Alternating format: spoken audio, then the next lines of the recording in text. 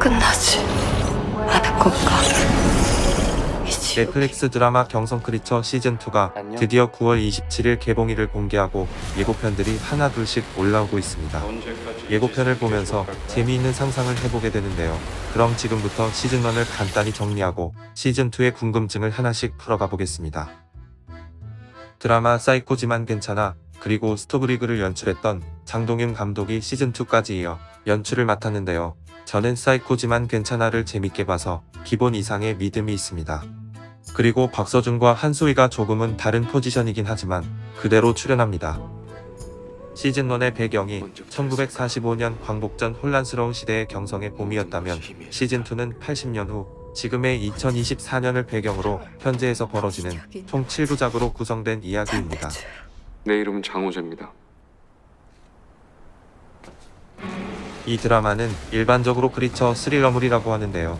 크리처란 시즌1을 보신 분들은 잘 아시겠지만 한번 정리해드리면 영어 단어적 의미로는 생물, 동물, 생명체 등 피조물을 뜻하고요. 영화나 드라마 등 콘텐츠에서는 괴물, 이상한 생명체 정도로 보시면 될 것 같습니다. 대표적으로 킹덤이나 스위트홈에 등장하는 괴물이나 좀비들도 일종의 크리처라고 볼 수 있습니다.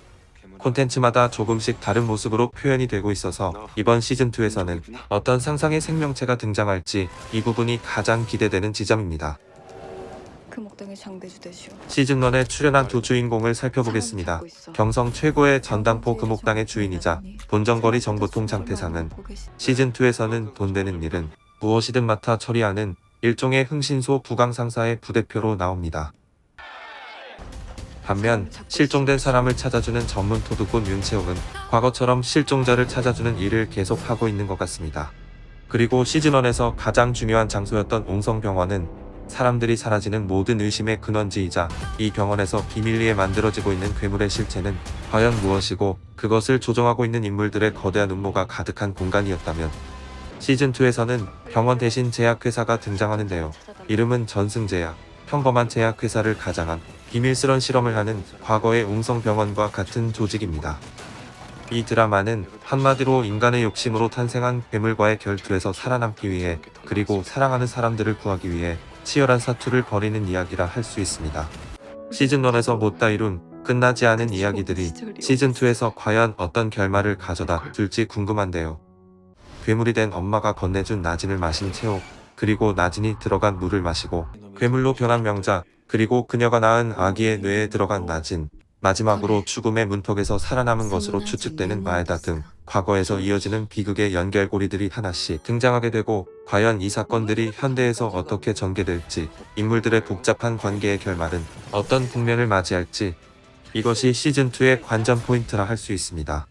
드라마 배경이 2024년 지금 우리가 사는 곳이라는 설정이 친근하게 느껴질 수도 있지만 시즌1에 등장한 경성 본정거리와 금옥당 내부 세트, 시대를 반영한 주인공들의 의상과 소품들은 이야기 구조를 떠나 보는 재미를 더해줬었는데요. 이 부분이 사라진 시즌2는 어떤 재미로 스토리를 이끌어갈지 궁금해지는 지점입니다.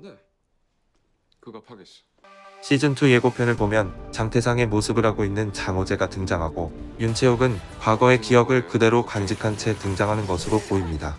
장호재는 의뢰받은 일을 하러 어느 현장에 갔다가 살인사건을 목격하게 되고 현장에 있었던 채옥을 쫓기 시작합니다. 채옥은 한눈에 호재를 과거 태상으로 알아보지만 현실의 호재는 채옥을 전혀 알아보지 못하는 듯합니다.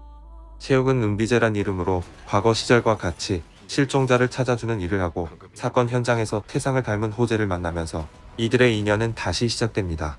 그리고 이 사건의 내막에 인간이 아닌 초능력을 가진 존재들이 연루되었음을 직감하게 됩니다. 이 희망 없는 세상에서 무언가를 꿈꾸기 시작하는 거요. 예고편을 통해 공개된 내용들을 가지고 시즌2를 상상해 보았습니다. 신스틸러였습니다.